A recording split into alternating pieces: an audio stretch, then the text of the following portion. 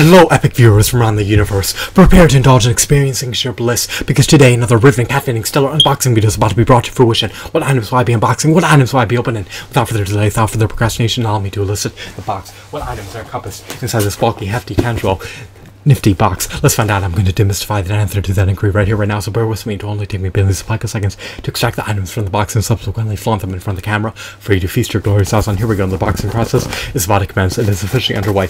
What items will I be prompting? What items will I be drawing forth? What items will I be eliciting? Let's find out. We have bubble wrap.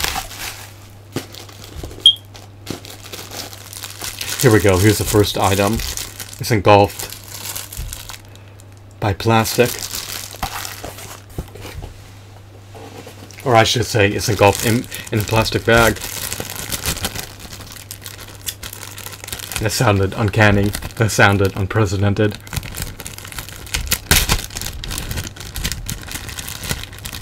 That was an indelible line.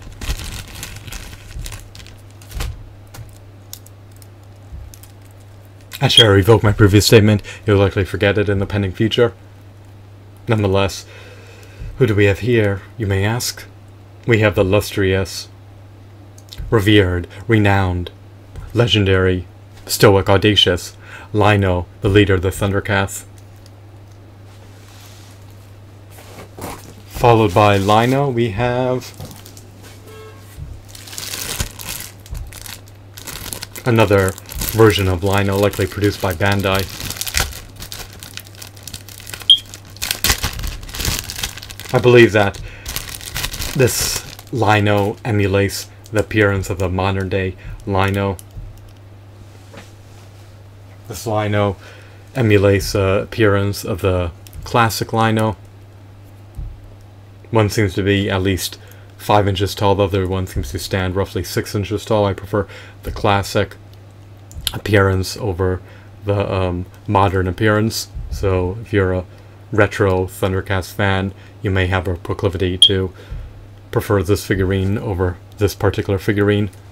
This one also has an adjustable shoulder pad, which is nice. This one also has more armor, but it isn't a deal breaker in my humble opinion. He also has a little dagger that could be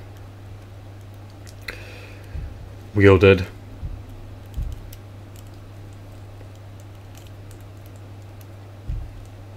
Or obscured by his gauntlet at any given moment. So these figurines are not abysmal per se, but they're not perfect either. Why are they not perfect? They lack finger joint articulation. They lack toe articulation. They seem to lack a diaphragm joint.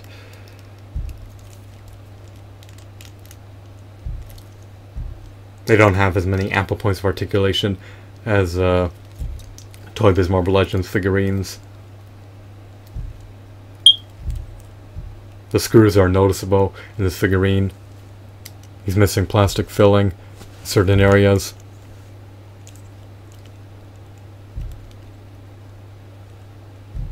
This is just unequivocally disappointing and unacceptable from the perspective of an avid devout Toy Biz Marvel Legends collector. Would you want to see screw holes mar the appearance of your figurine? Most likely not. Why did I concede to this? I purchased these products on the second-hand market for a discounted price. But if I saw this figurine in the retail stores, I likely would have forgot the opportunity to buy him. The screw holes irritate me, they agitate me.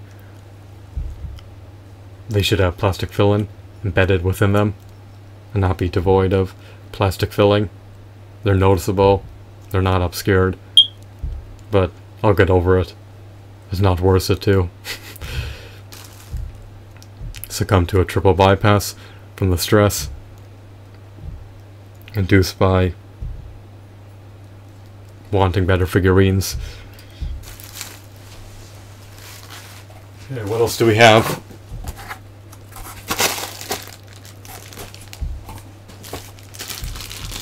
We have accessories, a plethora of accessories that can be utilized for these figurines. I could wheel them. We have some armaments in here. You can utilize them as diorama pieces. You can sell them via eBay.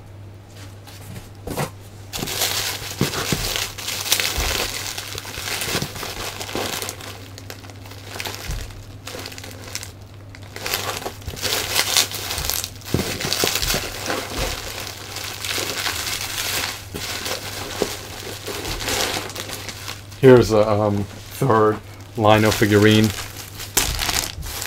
You know what I mean? Actually, earlier I made a blunder. I thought that this may be Lino, but this may be Tigra. Was this Tigra or Lino? Actually, no, I revoked my previous statement. I think this is Lino. Actually, I'm not 100% sure now. I'll have to look this up later when I get the chance. So, we have Lino over here. This one is Lino.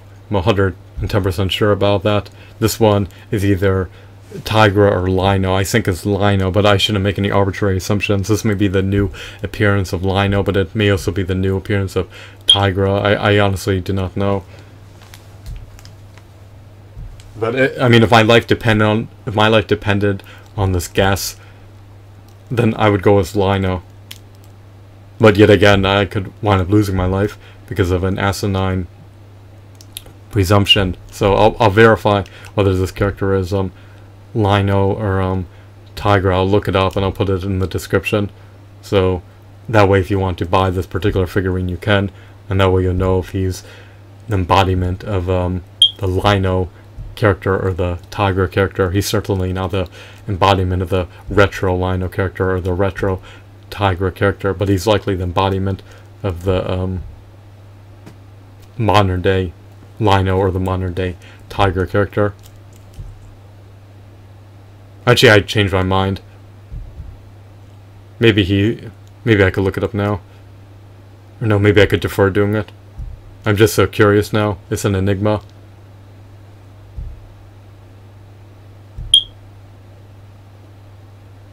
Actually, I think he's Tigra, because I don't think I would have purchased this lot if he were not Tigra. Yeah, so actually I think he's a modern day embodiment of Tigra. That's what I would wager my life on if I absolutely had to under duress. But fortunately I don't. So I think he's a modern day version of Tigra, but he may also be Lino. Well, I'll look it up later and put in the correct name in the description. That way there's no confusion. That way you're not discombobulated, because I'm flustered as well, and there's no need for you to be flustered. There's no need for you to share that experience with me. Maybe you vicariously experience the frustration and the agony and the trauma and the distress through watching my videos. Who knows? So here's Lino. The retro version stands roughly 8 inches tall, lacks finger joint articulation. His muscle tones accentuate his physical prowess. Not a bad figurine. He scales eminently well with an 8-inch action figure line. Most action figure lines are obviously not 8 inches. A lot of them are 4 inches or smaller, so kind of awkward to try to blend him in with 5 to 4 inch counterparts. Nonetheless, he does have merit. He's an epic figurine. He's stupendous. I love his sculpt. I love his textures. I love his hues. I love his shadings. I love his aesthetics. I love his facial expression. I love his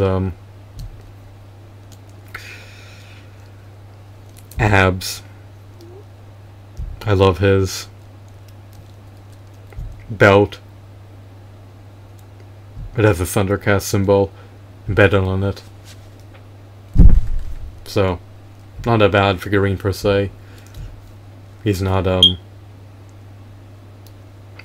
quintessential Lino in my opinion, but he's not bad either. He's not an abysmal figurine. So that's the first part of my unboxing of the ThunderCats action figure lot. I procured these figurines via eBay in the secondhand market. I haggled down the price to under $40. Do I have any qualms about my purchase and decision thus far? No.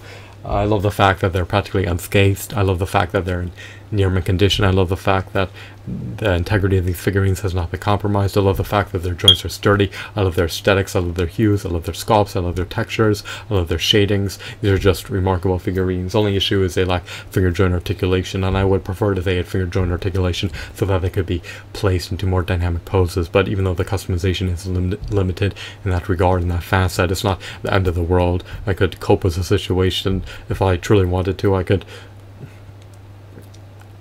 purchase a custom Lino figurine if I was willing to lay out the capital, if I was willing to deplete my finite monetary resources on it, but I'm not willing to.